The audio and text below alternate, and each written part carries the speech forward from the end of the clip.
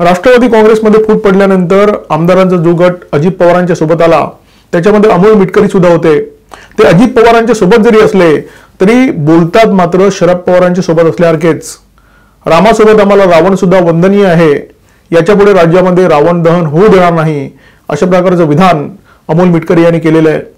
आता लोकांना प्रश्न पडलाय की ब्राह्मण म्हटल्यावर कालपर्यंत ज्यांच्या कपाळाची शिर ताटवायची ते अचानक एका ब्राह्मणाला लोटांगण कसं काय घालायला लागलेत, आणि याच विषयावर बोलणार आहोत। नमस्कार, मी दिनेश कांजी, आपण बघताय न्यूज डंका।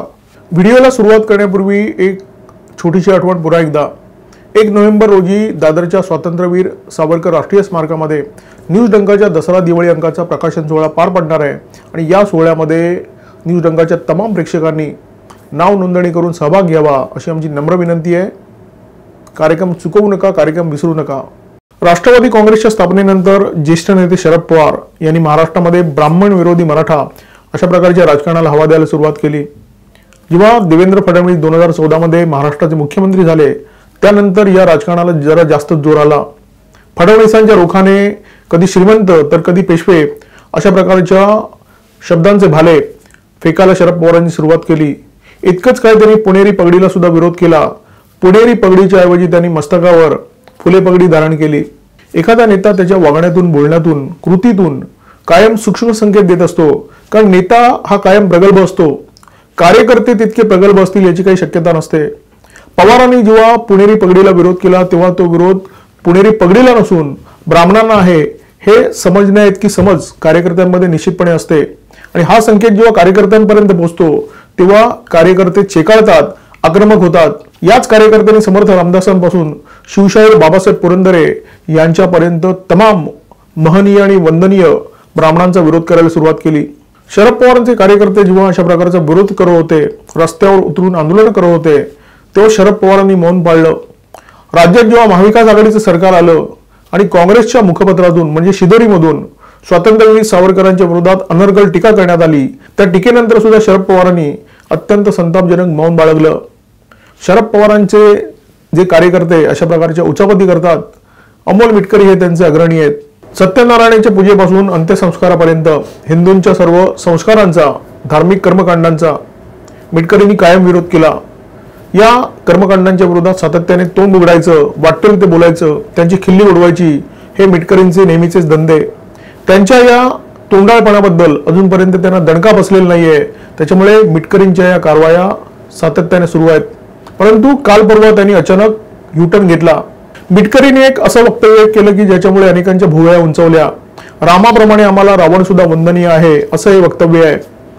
मिटकरी यांच्यासारख्या नेत्यांना वैचारिक गांजा पुरवणारे ब्रिगेडी इतिहासकार श्रीमंत कोकाटे यांचं एक वाक्य खूप प्रसिद्ध आहे, नाशिक हे शूर्पणखेचं, कोकाटे हे शूर्पणखेच्या प्रेमात आहेत।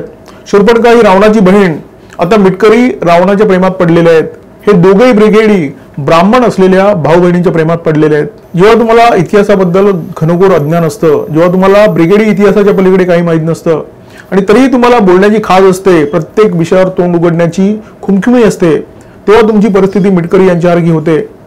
रावण हा दशग्रंथी ब्राह्मण होता। रावणाच्या वडिलांचं नाव विश्रवा, ते खूप मोठे ऋषी होते, आणि विश्रवांचे जे पिताश्री होते म्हणजे रावणाचे आजोबा पुलत्स्य ते सुद्धा एक थोर ऋषी होते। याचा अर्थ स्पष्ट आहे की रावण हा वाम मार्गाला गेलेल्या एका ब्राह्मणाचाच लेख होता। आता मिटकरींना रावण वंदनीय का झालाय? रावण हा ब्राह्मण आहे म्हणून वंदनीय झालाय, की रावण हा वाम मार्गाला गेलेला ब्राह्मण आहे म्हणून वंदनीय झालेला आहे? मिटकरी आणि एक विधान करतात की भारताचा मूळ मालक आदिवासी समाज आहे, आणि या आदिवासी समाजाचा आराध्य दैवत हा रावण असल्यामुळे आपला रावण दहनाला सुद्धा विरोध आहे। याचा अर्थ स्पष्ट आहे की महाराष्ट्रातली ब्रिगेडी महाराष्ट्रामध्ये ब्राह्मण विरुद्ध मराठा अशी झुंज लावल्यानंतर आदिवासी विरुद्ध शहरी अशी नवी थीम आणण्याचा प्रयत्न करत आहेत, असा नवा प्रयोग करण्याचा प्रयत्न करतायत। अर्थात हा ब्रिगेडींसाठी नवा प्रयोग असला तरी शहरी नक्षलवाद्यांची ही जुनी जाडी आहे, आणि अशा प्रकारच्या वेगवेगळ्या कल्पना राबवून समाजामध्ये सतत फूट पाडण्याचं काम हे लोक करत असतात। आधी म्हणायचं की रामायण काल्पनिक आहे, परंतु या प्रचारावर जेव्हा लोक विश्वास ठेवत नाही तेव्हा एक नवी थिअरी मांडायची, मग त्या नव्या थिअरीत म्हणायचं की राम हा नायक नव्हता, राम हा खलनायक होता आणि खरा नायक हा रावणच होता। ही थिअरी दक्षिणेमध्ये रुजवण्याचा जबरदस्त प्रयत्न झाला। दक्षिणेमध्ये तर श्रीरामाच्या गळ्यामध्ये चपलांचा हार घालून त्यांची मिरवणूक काढण्यात आली होती। परंतु इतके निंदनीय प्रयोग करून सुद्धा दक्षिणेतल्या मंदिरातली गर्दी कमी झाली नाही आणि तिकडच्या लोकांच्या मनात असलेला ईश्वराबद्दलचा विश्वास सुद्धा कमी झाला नाही। आता द्रविडी राज्यकर्त्यांच्या पावलावर पाऊल ठेवून मिटकरी ही थेअरी महाराष्ट्रामध्ये राबवू पाहतायत।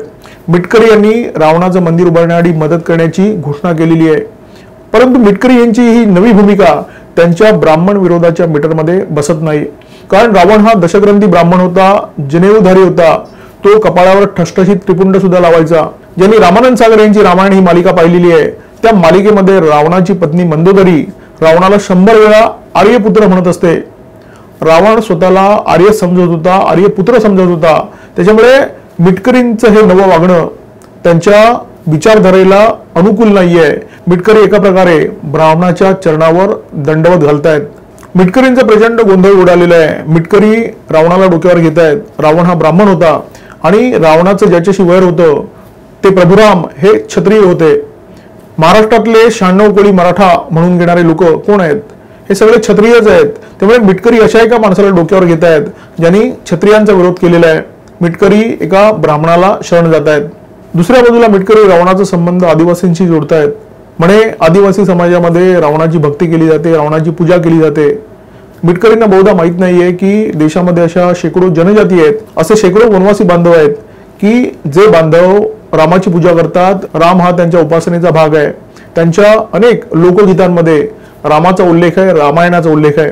मिटकरी हे घनघोर ब्रिगेडी आहेत आणि देवाने तोंड दिलंय म्हणून बोलायचं हा यांचा फंडा आहे। या ब्रिगेडी संस्कृतीचा प्रभाव त्यांच्या घरातच झालेला आहे।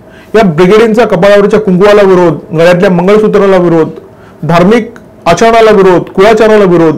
परंतु या ब्रिगेडींच्या घरात जेव्हा विवाह सोहळे होतात तेव्हा मंगलाष्टकांचं उच्चारण होतं, अग्नीच्या भोवती 7 फेरे होतात। यांची धर्मपत्नी जेव्हा घरात येते तेव्हा कपाळावर ठसठशीत कुंकू लावते, गळ्यात घसघशीत मंगळसूत्र घालते।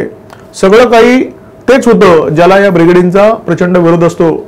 मिटकरींनी तर त्या सगळ्यांवर कडी केलेली आहे। त्यांनी थेट एका ब्राह्मणाच्या पायावर डोकं ठेवलेलं आहे। या व्हिडिओमध्ये मिटकरींच्या रावण भक्तीवर म्हणजेच पर्यायाने ब्राह्मण भक्तीवर आम्ही प्रकाश टाकला। व्हिडिओ जर आवडला असेल तर जरूर लाईक करा, शेअर करा आणि अशाच प्रकारचे माहितीपूर्ण व्हिडिओ पाहण्यासाठी सबस्क्राईब करा आमच्या YouTube चॅनल। नमस्कार आणि धन्यवाद।